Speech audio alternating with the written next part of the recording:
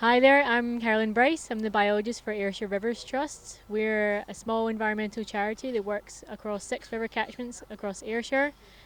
With our remit, we want to improve the rivers for the local biodiversity and, of course, fish populations.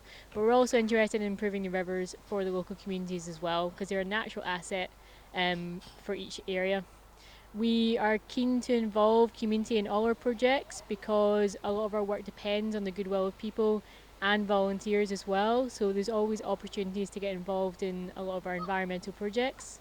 We do a lot of restoration projects, especially along the river, which involves a lot of hands-on work that people can get involved with. So we're always looking for volunteers uh, across the year and across Ayrshire for a variety of different projects.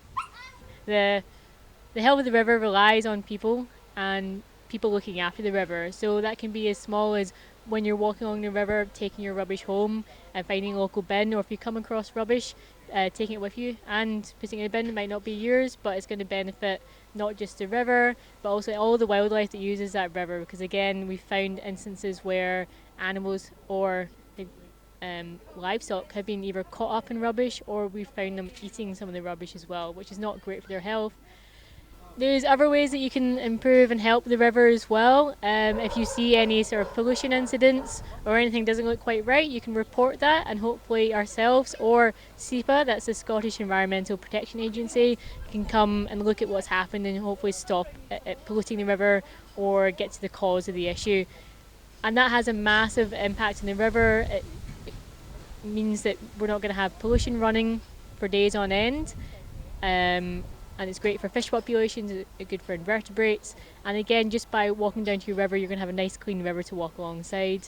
Is there anything you're worried about? You can always report it to the Ayrshire Rivers Trust, or if you're elsewhere in Scotland, report it to your local Rivers Trust, or as I said, SEPA will take on that information and do something with it. There's also opportunities to get involved in environmental projects. So there might be tree planting along the rivers. That's a big initiative that we're trying to push, and other rivers trusts across Scotland are trying to push. Trees are incredibly important for the river. They provide shade on sunny days like this, which keeps the river nice and cool for our fish species, in particular Atlantic salmon and trout. They rely on cold water, so trees act as a parasol and keep those water cool for them to survive for the long term.